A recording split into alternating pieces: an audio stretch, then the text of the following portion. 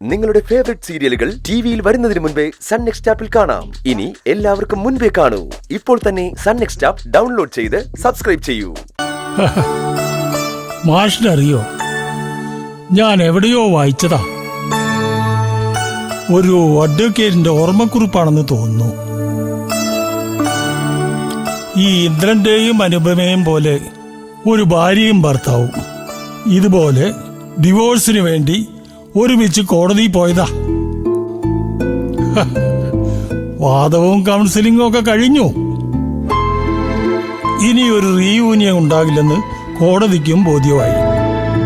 അങ്ങനെ അവർക്ക് പിരിയാനുള്ള അനുമതിയും കോടതി കൊടുത്തു.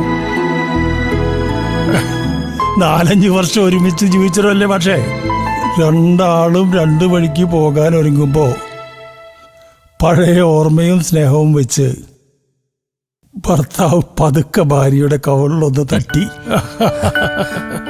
പോട്ടെ, വിഷമിക്കണ്ടെന്ന് പറഞ്ഞു. പിന്നെ അവര് പോയത് 2 വഴിക്കല്ല പക്ഷേ ഒരേ വഴിക്ക, ഒരുമിച്ച്. അത്രേ ഉള്ളൂ. ഇതൊക്കെ പരസ്പരം മനസ്സിലാക്കാത്തവർക്ക് പിരിയാനുള്ളതാണ് കുടുംബ കോടതി. ഉള്ളിൽ സ്നേഹമുള്ളവരുടെ കോടതി അവരുടെ മനസ്സ് തന്നെയാണ്. അതുകൊണ്ട് ഇന്ദ്രന്റെയും അനുപമയുടെയും കാര്യത്തില് അത്ഭുതങ്ങൾ സംഭവിച്ചുകൂടുന്നൊന്നുമില്ല. രാമനാഥനെ ആശ്വസിപ്പിക്കാൻ വേണ്ടി പറയുന്നതാണെങ്കിലും ആ നാവ് പൊന്നായി മാറട്ടെ എന്ന് ഞാനിപ്പോ ആഗ്രഹിച്ചു പോവാ. ഒരു ബന്ധം അറുത്തുമുറിച്ച് കളയാൻ അത് എളുപ്പം കഴിയും, നിലനിർത്തിക്കൊണ്ട് പോകാനാണ് പാട്. ഇതിപ്പോ ഇത്രയും കാലം ഒരുമിച്ച് ജീവിച്ച് ഒരു കുഞ്ഞുമായിട്ട്, അഥവാ ഇന്ന് പിരിഞ്ഞാലും നാളെ അത് തെറ്റായി പോയെന്ന് അവർക്ക് തോന്നും. രാമനാഥൻ,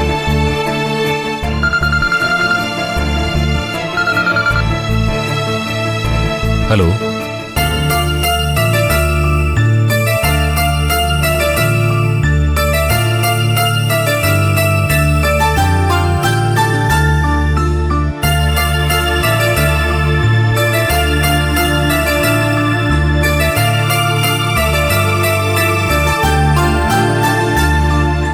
എന്താ മഷാര വിളിച്ചത്? അത് നമുക്ക് കുറച്ച് ദൂരം ഒന്ന് നടന്നാലോ രാമനാഥ? പിന്നെന്താ പക്ഷേ നടക്കാം. ശരി.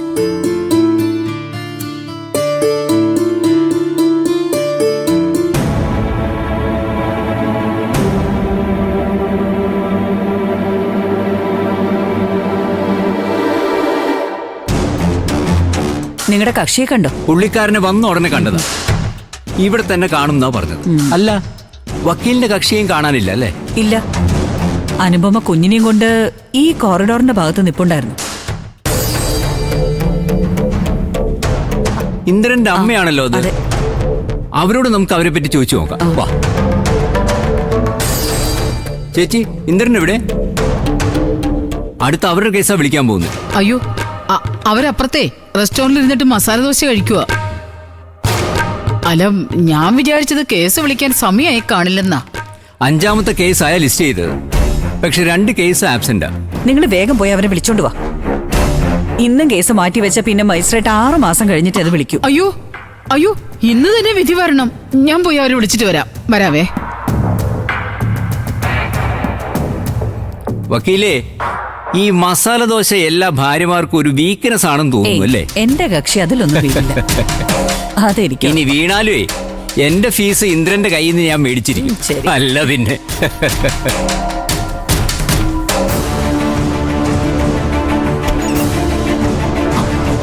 അയ്യോ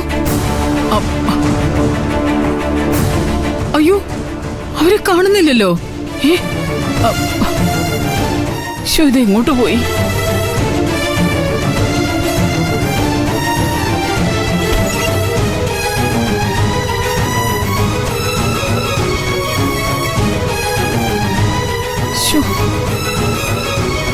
ഇനി എവിടെ പോയി നോക്കും?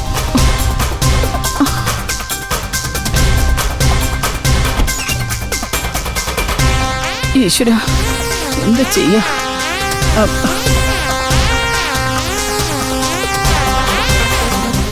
അതെ, ഈ ടേബിളിലിരുന്ന് 2 പേരും മസാല ദോശ കഴിച്ചില്ലേ? അവര് പോയോ? ഒരു കുഞ്ഞുമായിട്ട് വന്നവരാണോ? ആ അതെ. അവരൊരു ടാക്സിയിൽ കയറിപ്പോയി. അയ്യോ പോയോ? എന്താ പ്രശ്നം? പ്രശ്നമാണ്. എന്താ കാര്യം? പോയില്ലേ? ഇനി പറഞ്ഞിട്ട് എന്താ? അയ്യോ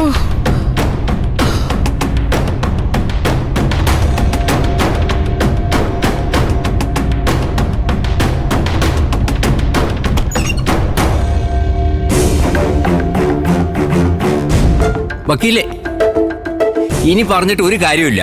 ആ കേസ് തീർന്നു വക്കീലേ. ദാ ആ സ്ത്രീ വരുന്നുണ്ട്. ഇന്ദ്രൻ എവിടെ പോയി ചേച്ചി? എന്റെ മോനെ അവള് വശീകരിച്ച് കൊണ്ടുപോയി സാറേ. അവര് ഒരുമിച്ച് ഒരു ടാക്സിക്കാരി പോയെന്നാ റെസ്റ്റോറന്റ് ചോദിച്ചപ്പോ അവര് പറഞ്ഞത്. മസാലദോശ പണി പറ്റിച്ചല്ലോ വക്കീലേ. എന്റെ കക്ഷിയെ വക്കീലിന്റെ കക്ഷിയല്ലേ വിളിച്ചോണ്ട് പോയത്. ഏയ്, എന്റെ മോൻ ഒരിക്കലും അവളെ വിളിച്ചോണ്ട് പോവില്ല. ആ രാക്ഷസി എന്റെ മോനെ മയക്കിക്കൊണ്ടു പോയത്. സാറേ, ഈ കേസൊന്ന് നാളത്തേക്ക് മാറ്റി വെക്കാൻ പറ. അവനും അവള് എവിടെ പോയി ഒളിച്ചാലും ഞാൻ കണ്ടുപിടിച്ച് നാളെ ഹാജരാക്കിക്കോളാം. ശരി ശരി, ചേച്ചി ആദ്യം പോയി അവരെ കണ്ടുപിടിക്കാൻ നോക്ക്. കേസ് എപ്പോ വേണമെങ്കിലും നമുക്ക് വിളിപ്പിക്കാം. വക്കീൽ വരുന്നുണ്ടോ? സാറേ, അല്ല നിങ്ങള് ഓ എന്ത് പറയാനാ. ഇതെവിടെ പോയതായിരിക്കും രണ്ടുപേരും കൂടി. എന്റെ ഈശ്വരാ.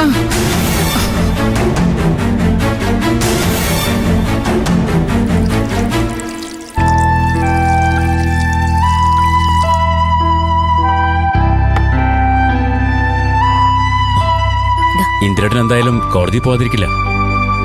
ഇന്ന് ലാസ്റ്റ് സിറ്റിംഗ് അല്ലേ? ചിലപ്പോ കോടതി കേസ് വിളിക്കുന്നത് ഉച്ചയ്ക്ക് ശേഷമായി കാണും. അല്ലെങ്കിൽ അമ്മയെങ്കിലും ഇപ്പൊ തിരിച്ചു വരേണ്ടതല്ലേ. അമ്മ കേസിന്റെ വിധി കേൾക്കാൻ പോയതായിരിക്കും അല്ലേ? വിധി മാറ്റാതിരിക്കാൻ വേണ്ടി പോയതായിരിക്കും. ഇന്ദ്രേട്ടനും അനുചേച്ചിയും കോടതിയിൽ വെച്ചെങ്ങനെ കോംപ്രമൈസ് ആയല്ലോ. അതൊന്നും ഇനി നടക്കില്ലെന്ന് അമ്മയ്ക്കറിയാം. അവരെന്നെ ഒന്നാവാതിരിക്കാൻ വേണ്ടിയുള്ള പണിയൊക്കെ അമ്മ നേരത്തെ ചെയ്തു വെച്ചിട്ടുണ്ടല്ലോ. കുറച്ചുകൂടി കറി ഒഴിക്കട്ടെ? വേണ്ട. ശ്യാമിനു മതി പ്രതിഭേ.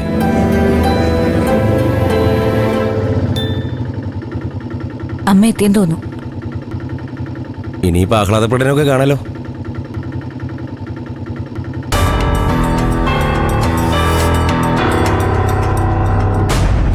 ശരി.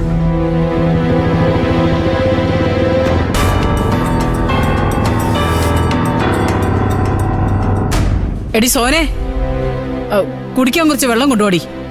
ആ ഇപ്പൊ കൊണ്ടുവരാമേ.